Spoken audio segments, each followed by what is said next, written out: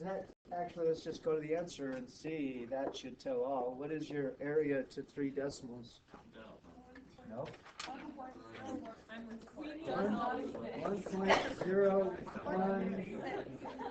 So I have 5/6. You could go 1.5 or 1/6. Either one would be fine. That's not what you got. Then either I made a mistake or you made a mistake. Who's your money on? Well, you never know. So would you agree that you have to add a bunch of bases and heights? Yes. The base is delta x, and delta x is what did you use? Pi over 2 over 50, which if you clear the fractions would be pi over 100 is another way to go. Yay? Okay. The height comes from f at, and usually the f is at start plus changes. In this case, though, start is 0, so maybe pi, oops, that's not a pi, what inside? Pi I over 100. Pi over 100 deltas, I times. I, because we're using right, I starts at 1, and because we're using 50, it ends at 50. That is what you do. Because sign's pretty clean, I didn't take the time to graph sign and then use F. I just put in sign. I think that's that big a deal. So, if you did not get 1.0156, try to figure out why, and then you fix that problem. Ready, go? B. Over or underestimate? Why? I'm looking for 3 things here. Okay, it's an overestimate because right hand, keep going back to You're using right hand rectangles on an increasing I used right hand rectangles on an increasing function. Honestly, I can't remember if you have to justify why you say it's increasing, but we're kind of familiar with this graph, so I think you should know on 0 to pi over 2 it's increasing, right? Okay, that is that. You might ask, why not do the infinite stuff? Why not do the infinite stuff? Okay, that's true. I did ask for 50. Could I ask for infinite? I could ask, but you wouldn't be able to do it, nor could I. And here's why. Because eventually you would get to something like this, pi 100 over, let's go pi over 2 over n, if you left it be variable, and you would have something like this, sine of pi over 2 over ni. We? Okay. Now, first of all, no matter how much you try and play with that, you can't pull that pi over 2n. That's a problem. Second, there are many formulas. How to add i's, how to add I squares, how to add I cubes. But there are not formulas for every function. There is no function, no formula for adding a bunch of signs. There isn't one. So, unfortunately, the infinite rectangle thing is really limited to only certain little types of functions, you know, to the first, to the second, to the third, constants. If I threw in a square root, couldn't do it. If I threw in sine, couldn't do it. So there's got to be a better way, and we'll talk about that next week, but not today. Today, we're talking related rates. This is a good one. I like related rates. So we'll first focus on the mindless calculus you've been doing without really knowing why, and then we'll actually get into being mindful about what you were doing all that time. So the idea by far is you have to be pretty good with implicit differentiation at this point. So if I said take this graph, which is probably an ellipse, and differentiate with respect to x, then I would start by saying, in calculus terms, that means I want to take the derivative with respect to x. That does not mean multiply both sides by dx, any more than if I said this. If you solve that, do you multiply by the square root symbol? No, that's ridiculous. It's not. You're not multiplying by. It's an operation. You're doing that. Same goes with this. I am not multiplying by jack nothing. It's not multiplying by d over dx. You're going to make me crazy if you say that. You're taking the derivative of both sides. That's what that says. You follow me? It's an operation. All right. If I take the derivative both sides, then it matters what the variable is you're taking with respect to. How does everything changes as x changes is another way of saying this. Now, when I take the derivative, each time I take the derivative of the function, then times the derivative of the variable. So I could say that the derivative of the function is 2x, then the derivative of the variable is dx, dx. Now, we haven't been writing that, nor do I expect you to write that now, but are you with me? You really, every time, saying derivative of the function times derivative of the variable. Derivative of the function times derivative of the variable. So, derivative of the function, derivative of the variable, dy dx. Derivative of 3x. Derivative of 3x is 3. Derivative of the variable, dx dx. And again, you don't have to write that, but I'm just trying to lead into the next thing. Derivative of 4y with respect to x. dy dx, and the derivative of constant is 0. Now, these I could think of as dx's are 1s. So if I were to isolate the dy dx, I could say I could pull out a dy dx from 4y and 4, and everything that wasn't dy dx got subtracted over. So it might be something like negative 2x minus 3. You follow me? And therefore, we get our final answer, the derivative with respect to x, which very much represents the slope of the graph, is this. Okay, you follow me? All right, now by way of introduction, or for the next part here, let's go what related rates are about. I should probably do this on the board. So I told you that this is an ellipse. It's not centered at the origin, but just pretend like it is, all right? Now when I find dy dx, I'm saying at any point this calculates the slope. So I could say, hey, find that point x and y, plug it into that, and it would calculate the slope of the graph. You with me? We're going to go about this a little different way now today, though. Instead, today, imagine that this represents the path of a really funky Ferris wheel, okay? If this is the path of a Ferris wheel, and this person's riding around and around and around, then I could sure talk about how you're changing horizontally and compare it to how you're changing vertically. But really what I'd be interested in is saying, as time goes on, how is your horizontal position changing and vertical position changing? So let's go up here. Do you agree that if I'm going clockwise, then at this point on the curve, x and y are both changing with time, yeah? You with me? Okay, because you're going up, so dy dt is something, and you're going sideways, so dx dt is something. At this point, is dy dt positive or negative? Positive, because y is increasing. What about dx dt? It's also positive because we're moving right. That's a positive change in x. At this point, what about dy dt? Dy dt is? Yeah, momentarily 0. It's neither increasing nor decreasing. It's about to decrease, but at that point, dy dt is nothing. What about dx dt? Or how is x changing? Horizontal position changing with time. That's the whole movement is pretty much just all in the horizontal change, right? Okay. What about at this point? I'll call it B. dx dt is negative, and dy dt is, sorry, dx dt is positive because it's moving right still. And dy dt is negative. What about here at point C? dx dt is momentarily 0 because it was moving right just before that. It's about to move left. So at that instant, dx dt is going to be nothing, and dy dt is up or down? Down. So dy dt is negative. All right. What about at point D? dx dt is negative. dy dt is negative. It's moving left and down, and you see the point. Okay. So besides slope at any point, which is dy dx, I could also say how is x changing with time, and how is y changing with time.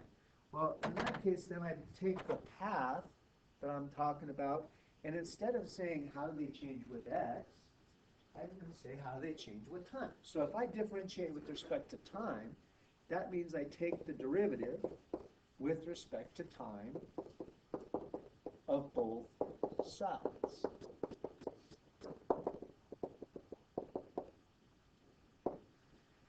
Doing that, again, the idea, the technique is the derivative of the function times the derivative of the variable. So when I take the derivative of x squared, the derivative of the function is 2x times the derivative of the variable. Now, but this time I'm taking the derivative with respect to time, not x. So I'm looking at dx dt. When I take the derivative of 2y squared, the derivative of the function is 4y times the derivative of the variable, y dt. When I get to the derivative of 3x, what's that going to be altogether? 3 dx dt. And the derivative of 4y is 4 dy dt. And the derivative of 7, even with respect to time, is still 0 because 7 doesn't change. It's a constant, so it has no rate of change. You with me? All right, now depending on what the problem is, we do something more with that. Usually you would have, well, in Calc 2, you'd have how it moves without respect to direction. But anyway, we'll go on with that in a second, but hold on there. All right, now, if you then take other ideas, it's often the case that you look at geometry problems and changing with time. So when I say the area of the circle is boom there, now I'm not going to talk how is the area changing as the radius changes, which would be fine, and we've done that before. Now I'm saying the circle is changing with time. So if I take the derivative with respect to time, whatever I do to one side, I do to the other. That rule of math is still there. Whatever you do to one side, you got to do to the other. So what is the derivative of a with respect to t? dA dt. How a changes with time. Now, please do not, in related rates, please do not use a prime. Why do you reckon a prime is kind of a known? Yeah, it doesn't really show that respect to time component. For all I know, you're saying dA dr. I don't know what you're saying the derivative is changing with respect to. So you really, a prime in this case won't be enough. You need to do more. All right? So over here, what about the derivative of pi r squared? 2 pi r for the derivative of the function. The pi is a constant. The derivative of r squared is 2r. And then the derivative of the variable is dr dt. Okay? And again, for now, call it good. It just says differentiate with respect to time. We did that without. All right? Try the next one, please. This one's a bit of a gotcha. I think you did one of these on the homework, but I don't know if you really knew what you were doing, quite frankly. So.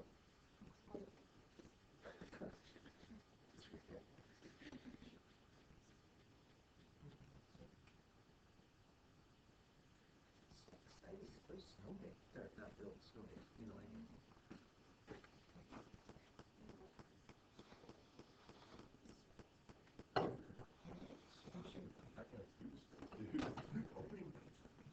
Oh yeah, big show tonight. I forgot.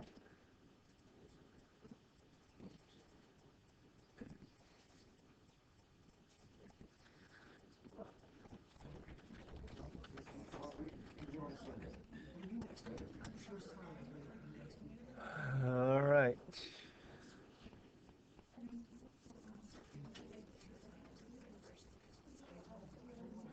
All right, are we ready?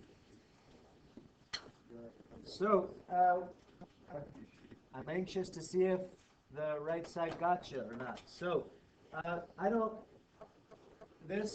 definitely was teaching this to communicate the idea, but in terms of after that, I don't expect you to show that every time.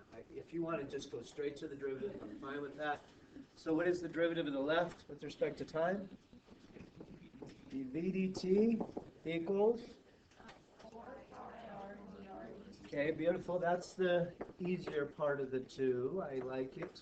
But on this side, did you say 2 pi dr dt dh dt? No. Because if you said that, you should first of all cross it out and then do this. Shame on you. Okay? Because that is not the product rule. All right. So do you want to lump the 2 pi in with the r, or put it outside and put some brackets?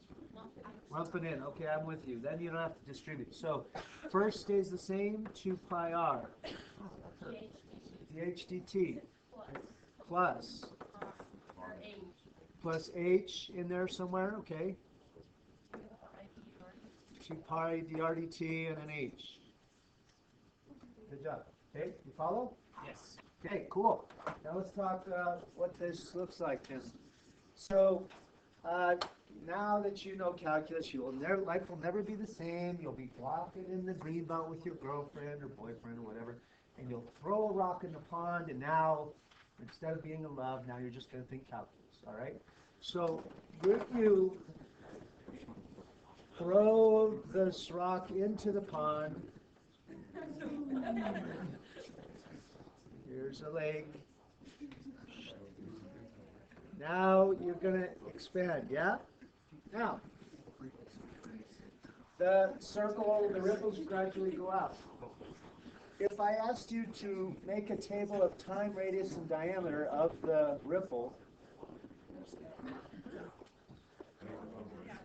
okay, then at time 0, the radius of the ripple is 0. Okay, and then it says the radius of the circle increases at a rate of 1 foot per second. So after 1 second, the radius is, and the diameter is, cool. After 2 seconds, the radius is, and the diameter is, and then you see what I mean. 3 is 6, and 4, and 8, and it just continues to go on. All right, fine. Table's nice to look at, but it's not calculus. Now, interpret the radius is increasing at a rate of 1 foot per second into calculus. What do you make of that? Change with respect to time. So change of what with respect to time? Yeah, change in radius with respect to time is 1 foot per second. So that given, they say that in the sentence, and it's really code.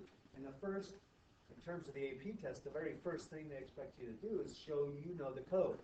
Okay, you're in the club.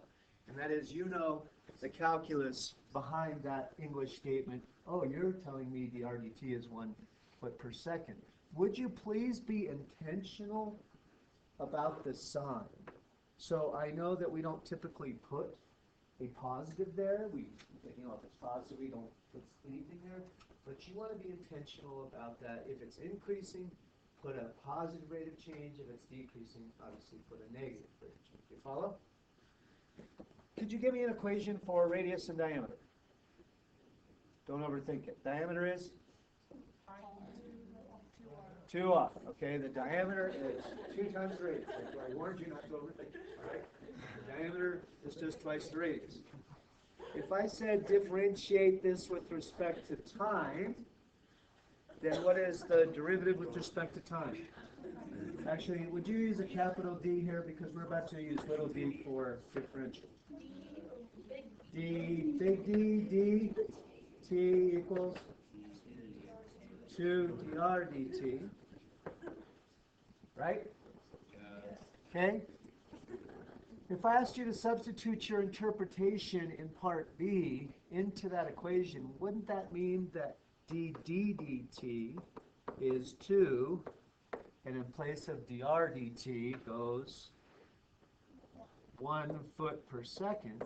That implies that the d dt is 2 feet per second, and what in the heck does that mean? The diameter is changing at 2 feet per second. Isn't that exactly what we see here? Right? Okay. Now, that's great, but that's kind of trivial. Radius and diameter are so directly related. There's not a lot going on there. So let's talk about the area instead. The area, do the same process as above for the area. So we still know dr dt is positive 1 feet per second, yeah? Now would you give me an equation? So actually, would you write this over here, please? Step 1 is to establish what's given. This might match what you do some science problems. We're going to say what's given, and eventually we'll say what we want, but not right now. What's the equation if they're talking area now? Pi r squared. Good job. Way to build the suspense on that, going slowly. Good job. If I differentiate with respect to time, both sides obviously, then what's the derivative with respect to time? The ADT on the left is 2 pi r for the derivative of the function times the RDT for the derivative of the variable. Okay, now if you're having trouble with the calculus part of it, then you really need to ask or come in, because obviously your answer is not going to be good if your calculus, your derivative isn't good. So now we're going to do some substituting. I know that the ADT is 2 pi r and the RDT is 1 foot per second. That means then that the rate of change in the area is 2 pi r feet per second. Now that actually is a pretty loaded statement. There's a lot going on. So it seems like the rate at which area changes depends on what the radius is.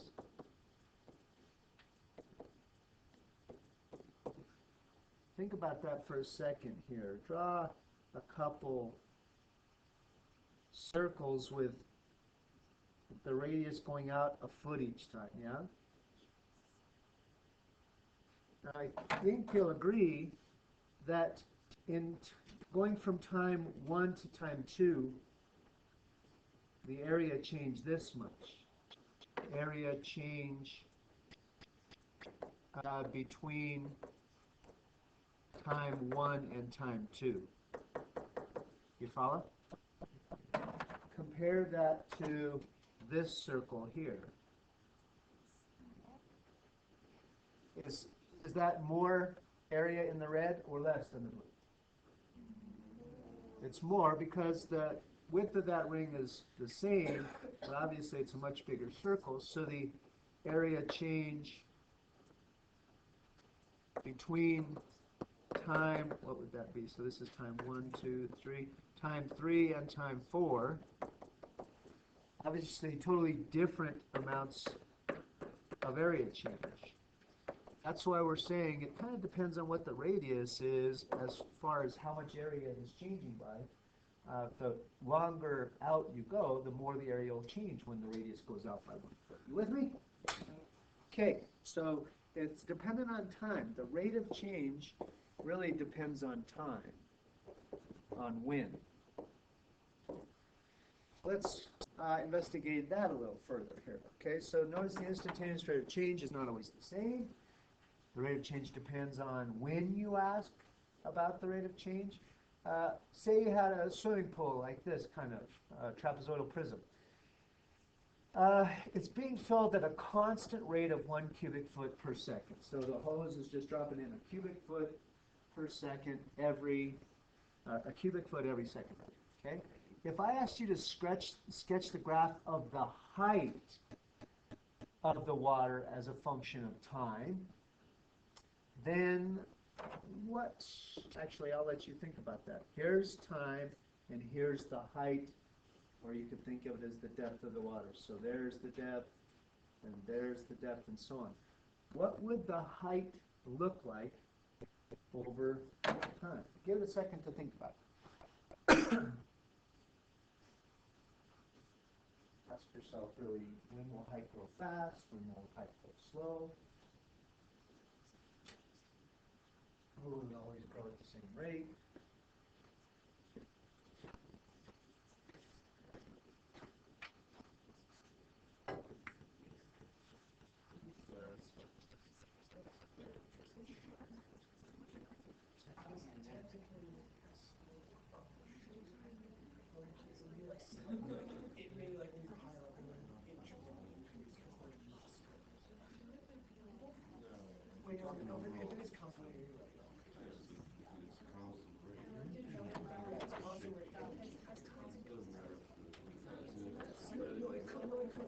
Because if it is a sphere, like the bottom, like you feel comfortable, and the more it goes up, the more it disperses, so the less but the less the height would grow. Because it's the same amount of amount of water, but the water would actually disperse. So first, don't trivialize the problem. If I said how does volume change with time, how does volume change with time? Volume changes with time consistently. Always every second, 1 foot, cubic foot. Every second, 1 cubic foot. Volume is just straight up linear growth. You're always dumping in a cubic foot every second, right?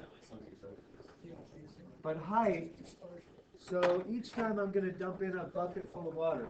So here's the first bucket. It went from empty to about that high. Then, when I dump in another cubic foot, it's going to be a little bigger region, so will it go up as much the next second? No, it'll be a little, oops, I probably made whatever, you get the idea.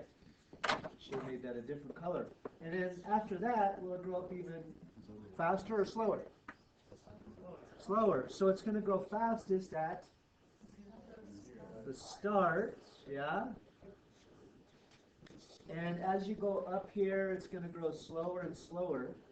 So does it just do this? Okay, there's something more to it over here. Okay, what does it do once it gets to that area? Okay, does it go flat? Why doesn't it go flat? Because it's still filling. The height is changing. The height is changing in a constant way. At that point, this is, for the bottom triangle part, it's curving. But once it gets to this top part, then it's linear, right?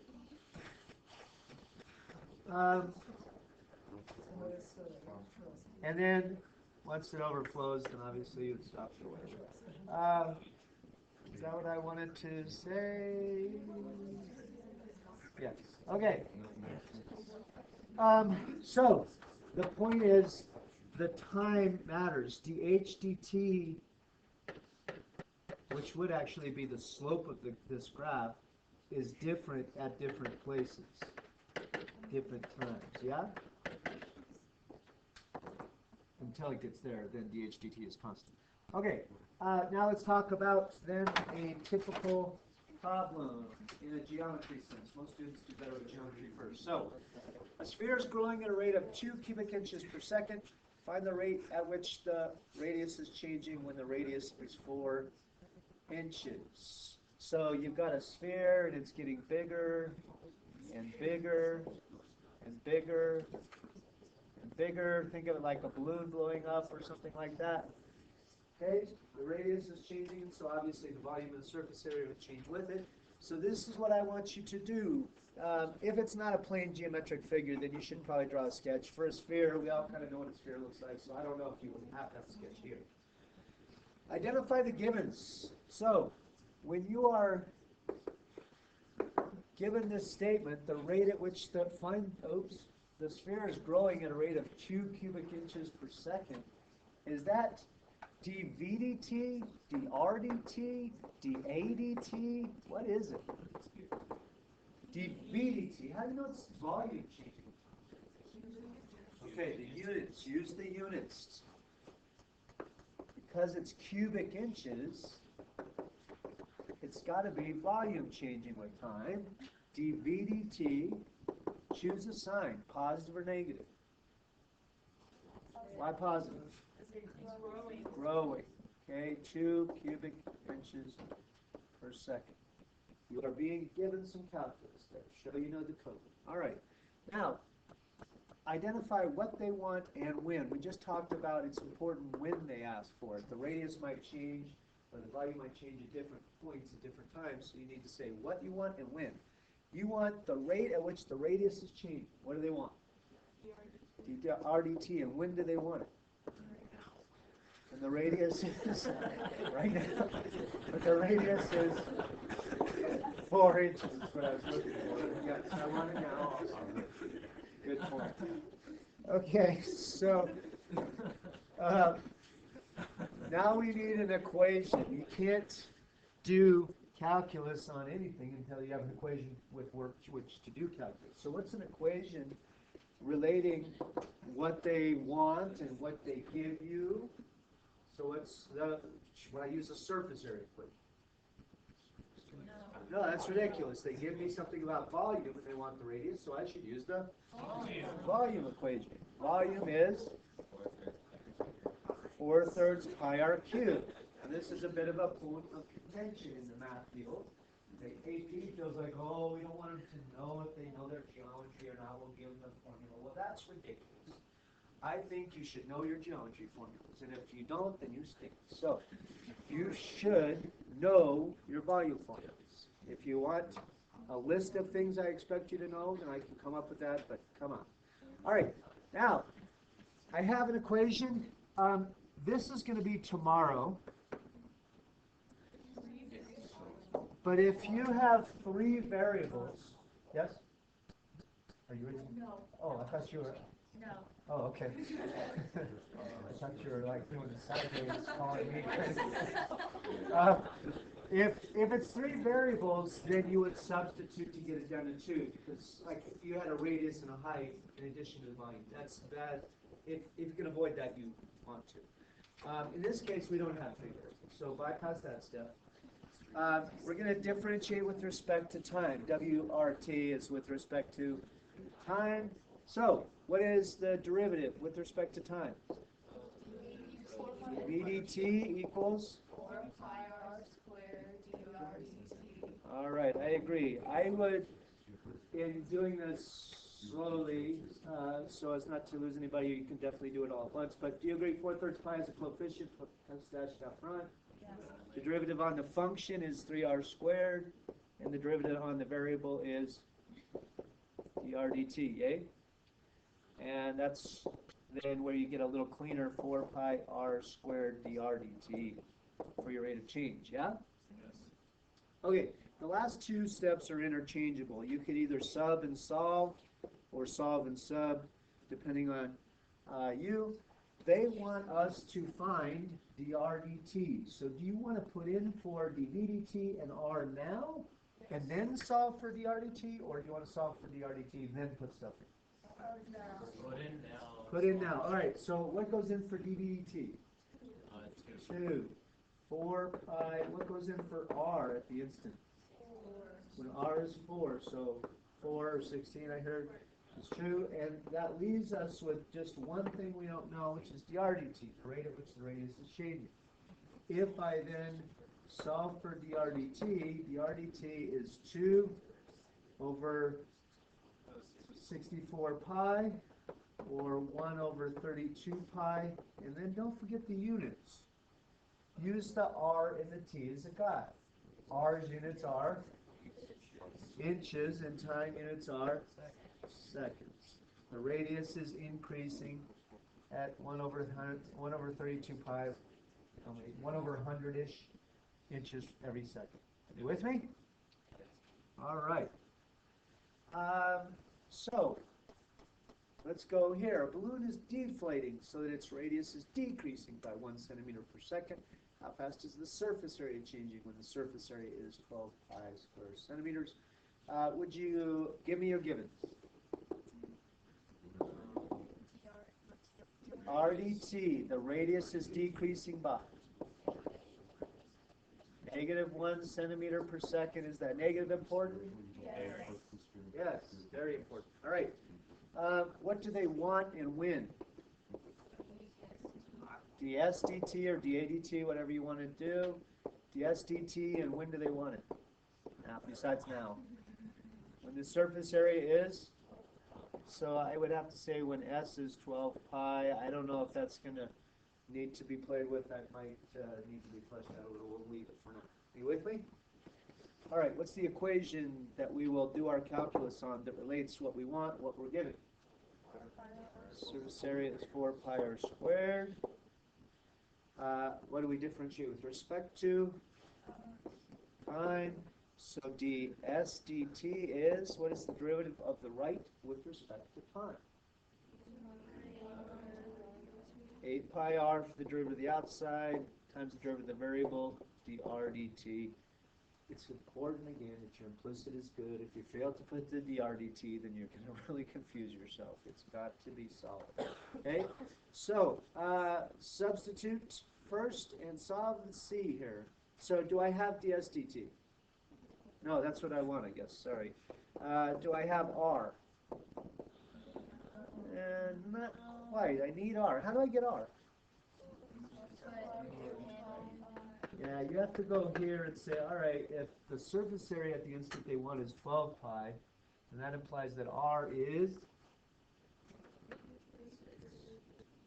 divide by 12, by 4 is 3, divide out the pi, r squared is 3, so r is root 3. Obviously, negative root 3 wouldn't make much sense in this case, so it's just root 3.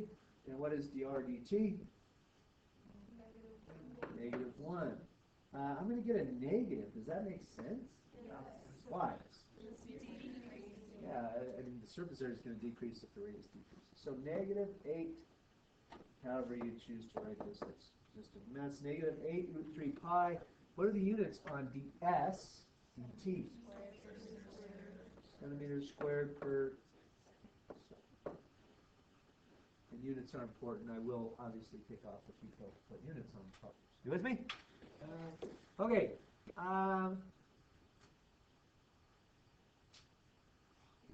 Let's go to the last one real quick. So this is one where it's not so obvious because it's not a typical geometry problem. The picture is very important on the last one, okay? So a hot air balloon is rising at a rate of 2 meters per second. Joe is standing 20 meters from the balloon when it takes off. How fast is the angle of elevation between Joe and the balloon changing when the balloon is 40 feet per ground? Anybody ever been to the Albuquerque Balloon Festival? Isn't it awesome? Once. You didn't like it? Do you like sunshine and happiness? It's cold. Wow, geez, this is ridiculous. Do you hate puppies too? All right. So, it's pretty great, I think. The food. Oh, New Mexico food is amazing. All right. So, this is what I make out of that. Make a nice little picture. If you're artistic, this is a chance for you to shine. I'm artistic in the way of. Then you should do a beautiful drawing. Okay, with beautiful calculus. So do you agree that that's the case? Let's talk about what's important here. So they say the balloon is rising at a rate of 2 meters per second. So does this change? Yes. Okay, so because it's changing or varying, we should probably ascribe a variable to it. What do you want to call it? Y, H, I suppose would also make sense, whatever you want. Okay? What about this? Is this changing? That is not changing. What is it? 20. If it's always 20, then you should write in that is constant. What about this? Is this changing or constant? As the balloon rises, does that angle change? Yes. Certainly it does vary, so we'll call it theta, whatever you want to watch. Okay? Theta. Didn't mean to say theta. That's calculus West Virginia. All right, theta. So what about an equation? Actually, let's go with some givens then. So I got a picture. I think I have my variables done. What are you given? So when it's rising, that's the rate at which y is changing with time. So dy dt is 2 meters per second. Now, surely if you don't have a picture there, then y means something only to you. Y doesn't mean anything to me if I don't have a picture with where y is. Okay. Otherwise, can't give you credit. What do you want? The angle, the angle itself, or how it's changing. D theta dt. I want to know how this angle is changing when what? Yeah, is that 40 constant or is that the instant? This is a very common error. People sometimes think, oh, so this is 40. This is changing. They want the rate of change when y is 40. It's important that you don't call that a constant. It's not. All right, that's the instant. What's an equation then that relates what you have and what you want? Sine would be okay, but wouldn't that be opposite to hypotenuse? Tangent theta. Tangent theta is opposite y over adjacent 20, yeah? Okie dokie. Now, here's where we have to really dig deep for some skills. When I differentiate with respect to time, what's the derivative of the left? Yeah, so we don't know secant. Some people know secant squared, but some people say the derivative of tangent, what? Well, I would suggest you think sine over cosine, which makes it a quotient, and use the quotient rule. So, what is the derivative of tangent using the quotient? Low cosine d high.